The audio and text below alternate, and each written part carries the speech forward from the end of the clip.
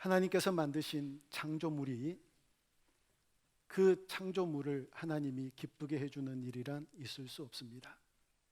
우리가 만든 작품, 그 작품 앞에서 그 작품을 기쁘게 해주기 위해서 만든 사람이 재롱을 떨고 이렇게 저렇게 그들 앞에서 춤을 추는 건 있을 수가 없지요. 만든 피조물이 만든 자를 향하여 기쁨을 안겨드려야지요. 하나님께서 우리를 만드셨습니다. 우리뿐만 아니라 모든 만물을 만드셨고, 우리와 모든 만물은 하나님께로부터 비롯되어졌고, 그리고 하나님께로 돌아가게 될 것을 우리는 믿습니다. 하나님이 우리를 택하시고 부르시고 우리를 하나님의 자녀 삼아 주심으로 우리가 하나님의 소유가 되었고요, 제사장 나라가 되었고 거룩한 백성이 되었습니다. 예수님께서 우리를 위해서 죽으신 것도 그 이전에는 나를 위해서 살았던 그런 인생이 예수님이 십자가에 달려 죽으시고 부활하심으로 그 다음부터 예수님을 위한 인생으로 바뀌어지기를 원하십니다. 우리 모든 인생들이 주님 위에 살아가는 인생으로 바뀌어지기를 주님의 이름으로 축원합니다. 그러면 우리를 그렇게 택하신, 우리를 소유 삼으신 그 주님을 우리가 어떻게 알아갈 수 있겠는가? 아니, 우리의 왕 되시고 우리의 주인이라고 하시는 그 주님을 제대로 알아가야 되잖아요. 그 부분에 대해서 오늘 이 말씀을 가지고 함께 나누려고 합니다.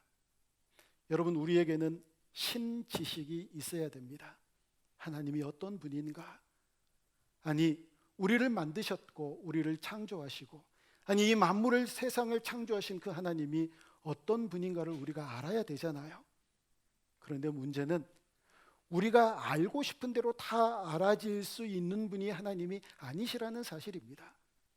하나님을 어떻게 알 수 있느냐면 하나님이 우리에게 나타내 보여주시는 것, 내가 이런 하나님이야, 나는 너희들을 위해서 이런 일을 해, 너희들은 나를 위해서 이렇게 했으면 좋겠어, 이렇게 살았으면 좋겠어, 나는 이걸 원해 라고 하나님이 우리에게 알려주시는 것만 우리가 알 수 있다는 게 이게 문제입니다.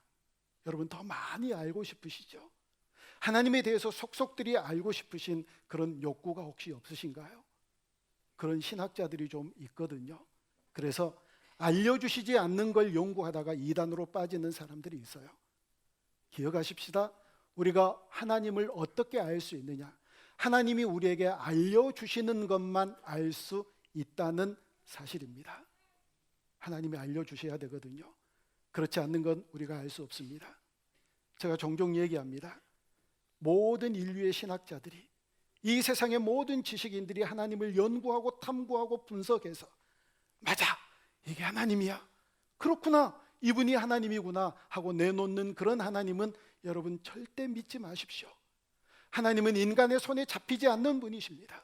하나님은 인간의 지식 밖에 계신 분이 바로 우리 하나님이신 줄로 믿습니다. 모든 인류의 지식의 한계, 모든 인류의 철학의 한계, 모든 인류의 상식 한계 밖에 계시는 분이 우리 하나님이시거든요.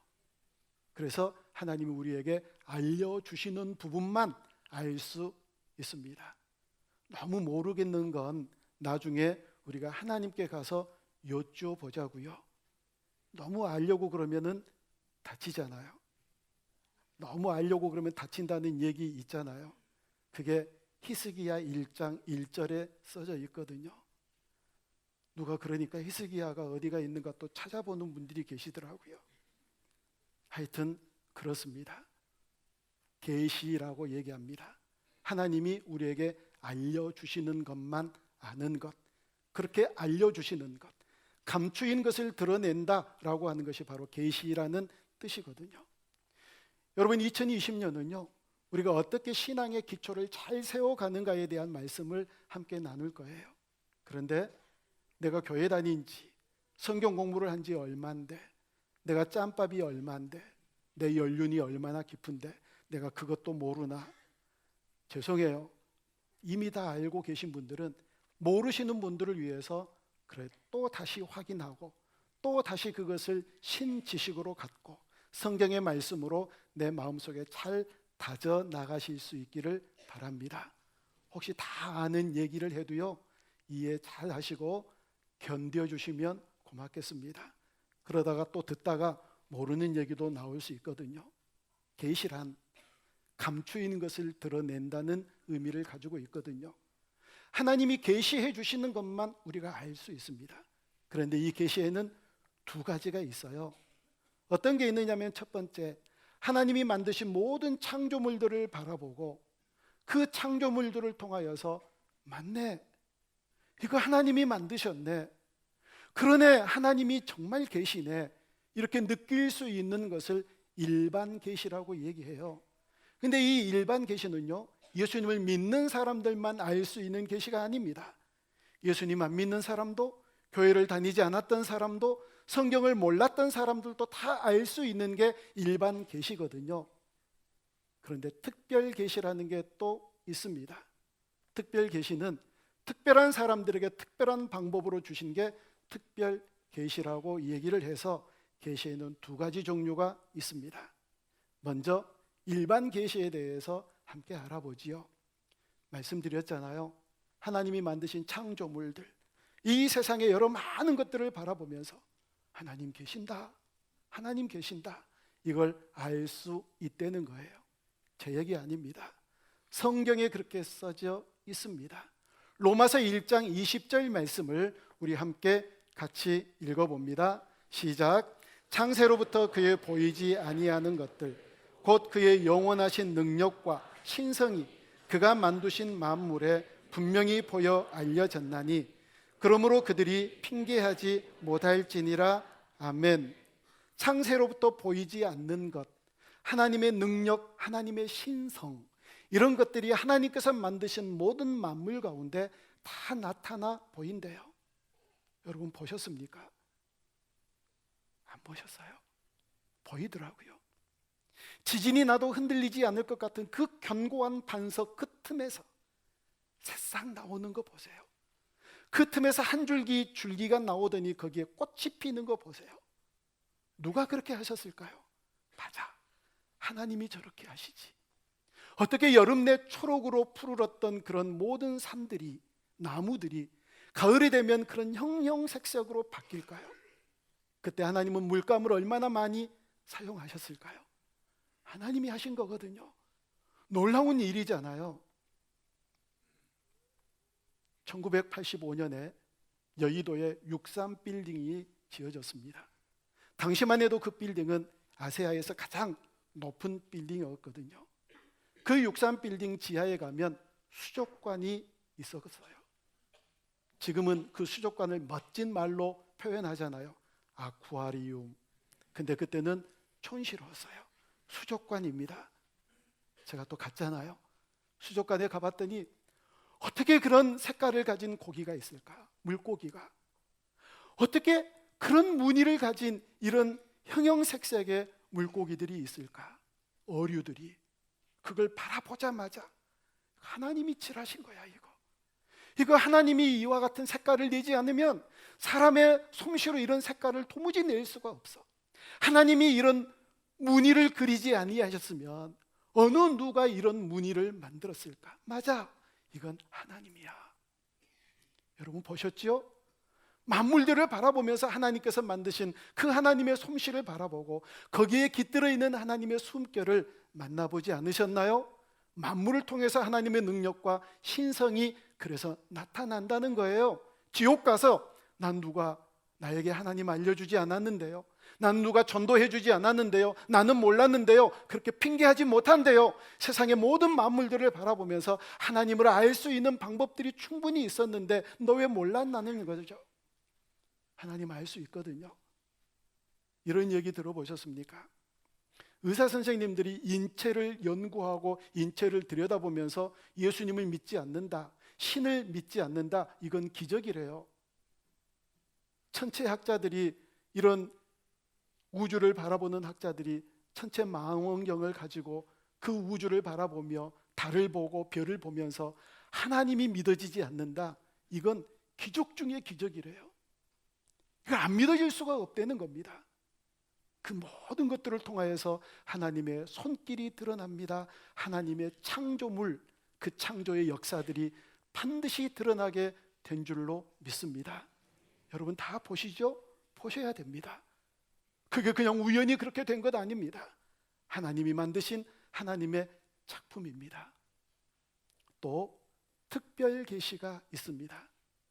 이건 예수 안 믿는 사람들도 다 알 수 있는 거고요.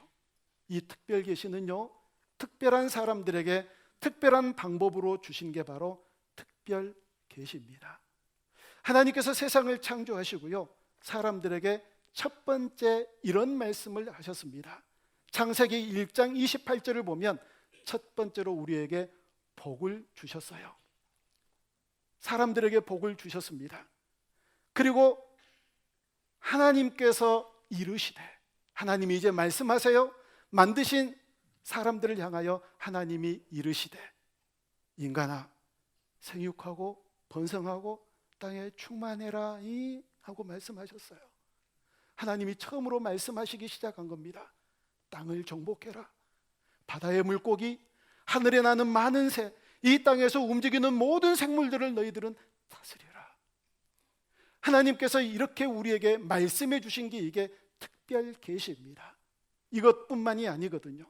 제자들과 선지자들을 통하여서 말씀해 주셨고, 하나님의 사람들을 통해서 말씀해 주신 것들을 그들이 다 모아가지고 글로 써서 성경을 만들어서 성경을 우리에게 주신 게 바로 특별 계시입니다.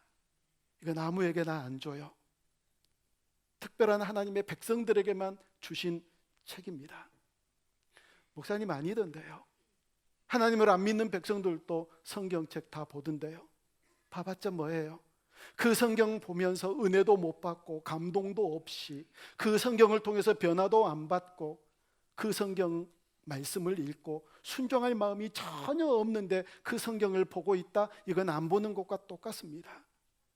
하나님의 말씀을 읽고 은혜를 받고 그 말씀에 감동을 받고 그 말씀에 순종하겠노라는 그런 다짐과 그런 마음을 가지고 보는 이 성경을 통하여서 하나님은 특별한 사람에게 특별 계시로 주신 줄로 믿습니다. 그 특별 계시를 통하여서 하나님이 누구이신가를 알 수 있게 되거든요. 여러분, 세상은요, 하나님이 그렇게 만드셨습니다.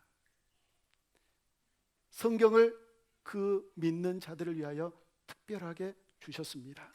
그런데 이 특별 계시에 나타난 특징이 4가지가 있습니다. 도대체 이 성경은 우리에게 뭘 하기 위해서 주셨는가? 첫 번째로, 이 성경은 생명이 있습니다. 성경에는 생명이 있습니다. 능력이 있습니다.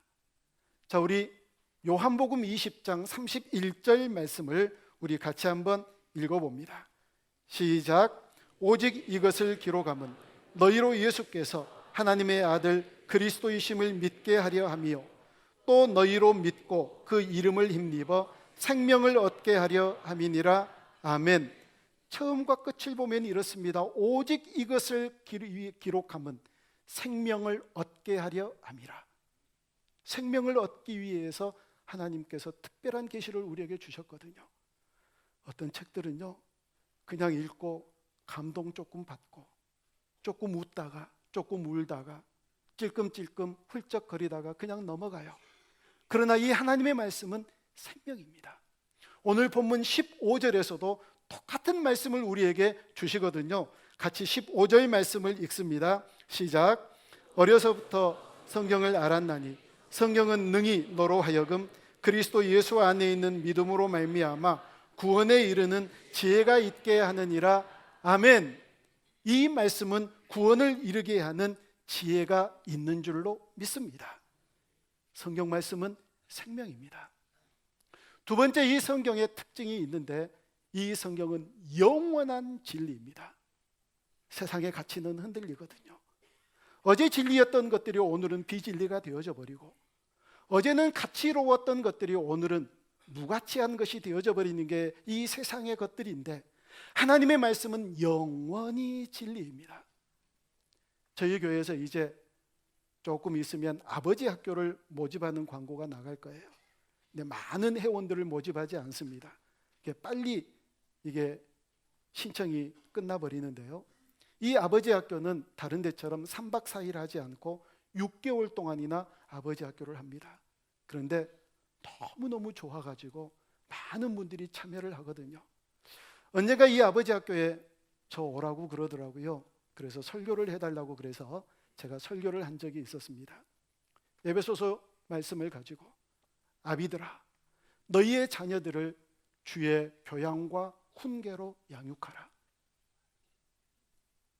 우리나라는 대부분 자녀 교육은 엄마들이 책임진다고 그러지요. 근데 성경은 안 그러더라고요.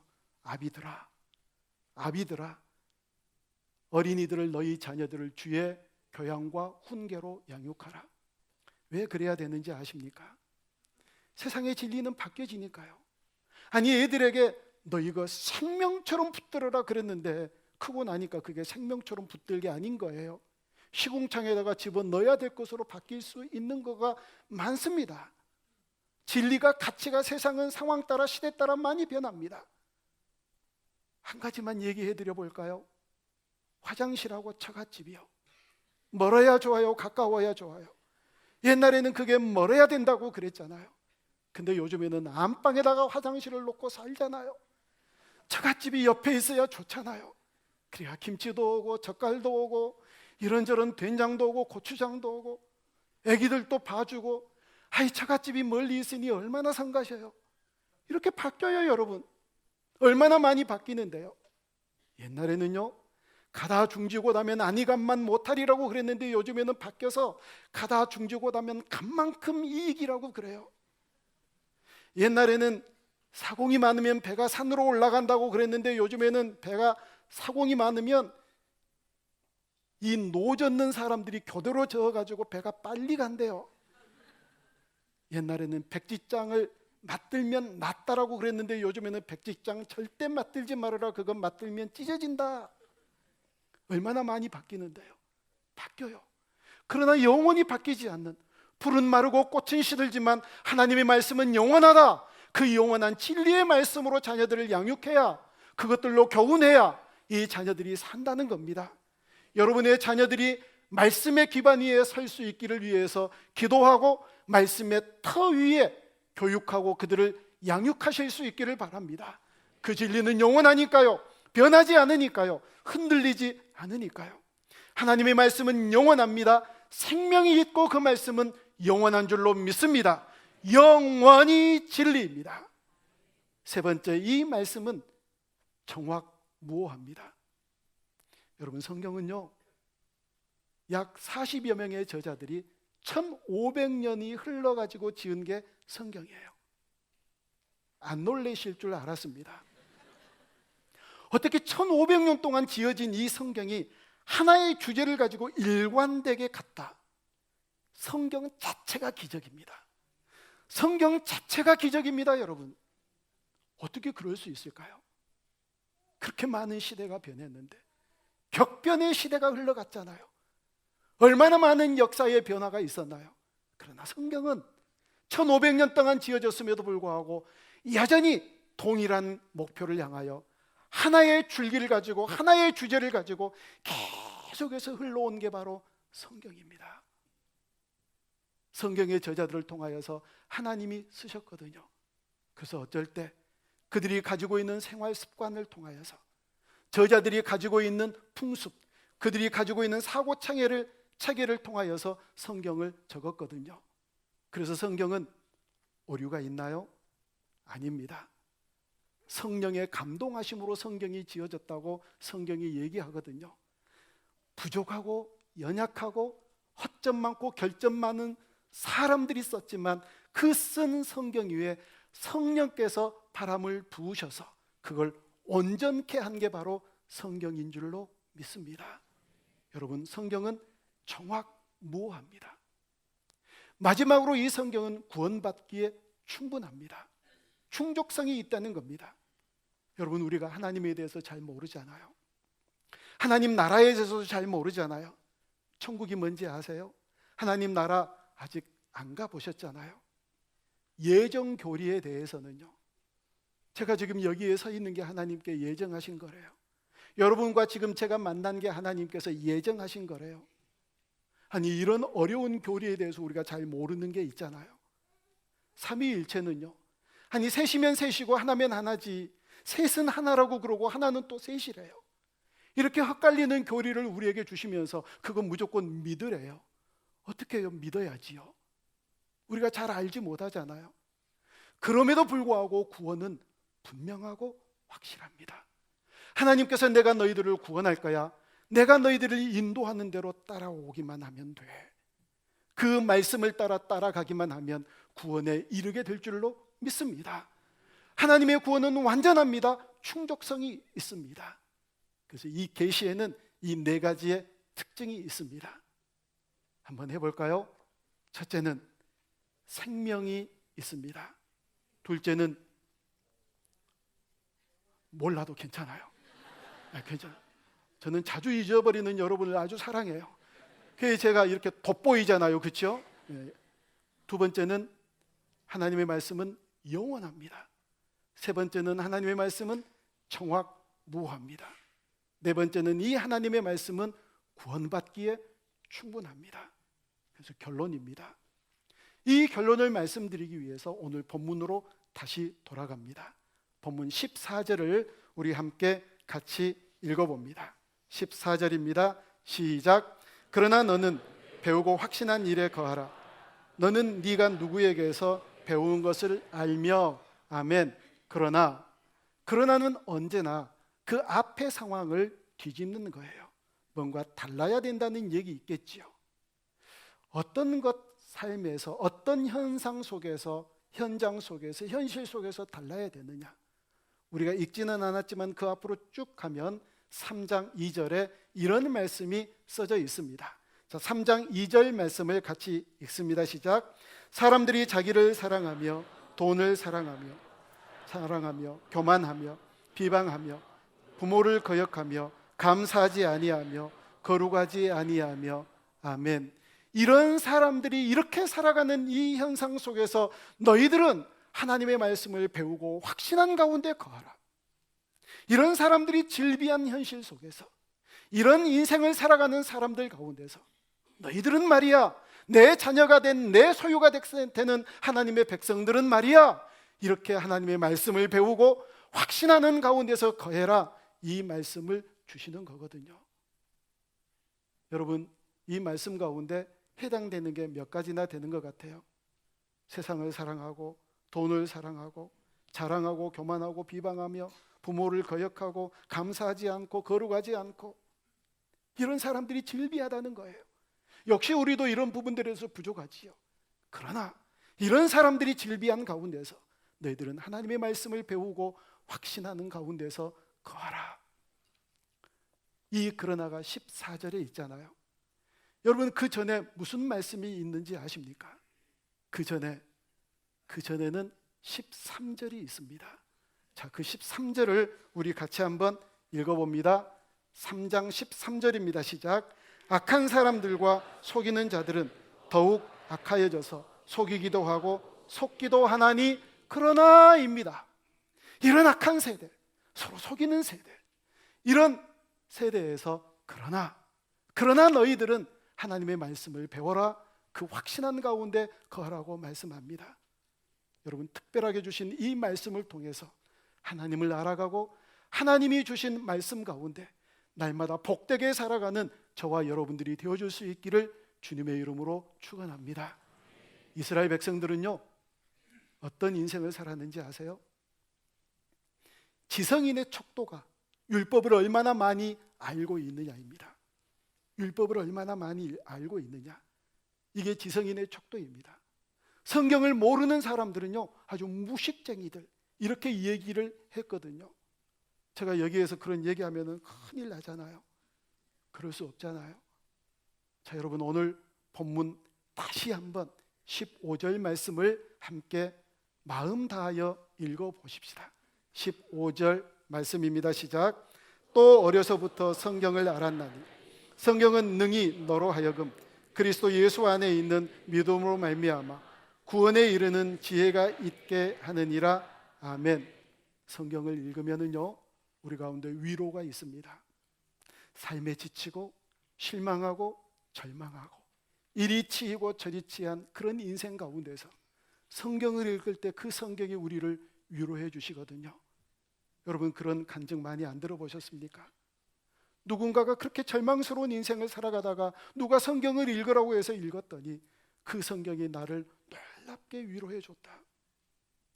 실타래처럼 엉켜지는 그런 인생을 살아갈 때, 답답한 터널을 지나는 것과 같은 그런 인생을 살아가는 사람들에게, 시장터와 같은 그런 분용한 인생을 살아가는 사람들이 어쩌다가 성경을 읽었더니 그 성경이 우리에게 평안을 주더라. 여러분, 이게 성경이거든요. 아니, 어떤 사람은 성경을 읽는데 내 어떤 연약함이 치료가 됐다, 이렇게 간증하는 사람들의 간증을 들어보시지 않으셨습니까? 성경을 읽기만 했는데, 하나님의 말씀을 읽기만 했는데 그 말씀을 읽다가 이렇게 저렇게 고침받고 치유받았다는 그런 간증거리도 있거든요. 여러분, 이게 성경이지만, 그러나 하나님, 제가 성경을 읽고 이렇게 위로받았습니다, 이런 평안을 얻었습니다, 이렇게 치료받았습니다 라고 고백하는 그 고백보다 정말 소중한 고백이 있다면, 이 성경이 나를 구원하였습니다, 이 성경이 나를 살렸습니다, 이 성경이 나를 하나님의 자녀 되게 했습니다, 이 고백이 우리 가운데 터져 나올 때 하나님의 말씀이 우리 가운데 능력으로 역사하신 줄로 믿습니다. 여러분, 우리 모두가 다 같이 그와 같은 고백해야 되거든요. 1세기 초대교인들이 어떻게 삶을 살았는데요? 맹수들에게 갈기갈기 찢기면서도 그들에게는 하나의 소망이 있었습니다. 펄펄 끓는 화형에 던져지면서도 그들에게는 하나의 소망이 있었습니다. 예수님처럼 십자가에 그 격한 고통을 당하면서도 그들에게는 하나의 소망이 있었습니다. 내가 이렇게 죽으면 천국 간다, 내가 이렇게 죽으면 나 구원받는다. 그래서 어떻게 찢기든지, 어떻게 타든지, 어떻게 십자가에 죽든지 개념치 아니하고 그들은 하나님 말씀을 붙들고 승리하는 인생을 살아갔거든요. 사랑하는 여러분, 하나님의 말씀이 살아있으려면요, 이렇게 말씀을 받아야 됩니다. 홍해가 갈라졌다네. 너무 일찍 나왔지.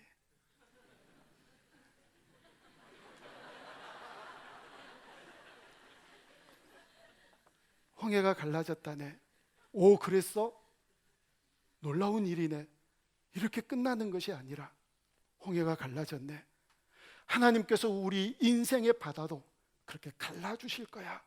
그리고 앞서 인도하시면서 우리도 반드시 하나님께서 기뻐하시는 그 길까지 인도해 주실 줄 믿습니다. 이 기대를 가지고 하나님의 말씀을 받을 때 그 말씀이 우리에게 능력이 되어질 줄로 믿습니다. 가나 혼인잔치에 세상의 물이 포도주로 바뀌었대. 어떻게 이 질적인 변화가 있을 수 있을까? 그래, 하나님, 나 같은 이 죄인도 질적인 변화를 이끌어 주실 줄로 믿습니다. 하나님께서 나를 그렇게 변하게 하시고 나를 그렇게 고치실 줄 믿습니다. 그 믿음으로 성경을 받을 때 그 성경이 반드시 우리를 변화시키고 새롭게 하실 줄로 믿습니다. 오병이의 기적이 있었다네. 와, 놀랍네. 여기서 끝나는 것이 아니라 그 기적과 같은 동일한 기적이 우리 가운데도 넘치게 될 줄로 믿습니다. 그 믿음을 선포하며 그와 같은 기대를 할 때 동일한 기적이 우리 가운데 임하게 될 줄로 믿습니다. 하나님의 말씀은 살아있기 때문입니다. 어떻게 읽든지 어떻게 고백하든지 하나님, 이 성경이 나를 구원했습니다, 그렇게 고백하는 자리에 이르르는, 그래서 날마다 하나님의 말씀을 사랑하고 그 말씀으로 세워져 가는 우리 모두가 되어줄 수 있기를 주님의 이름으로 축원합니다. 기도하겠습니다.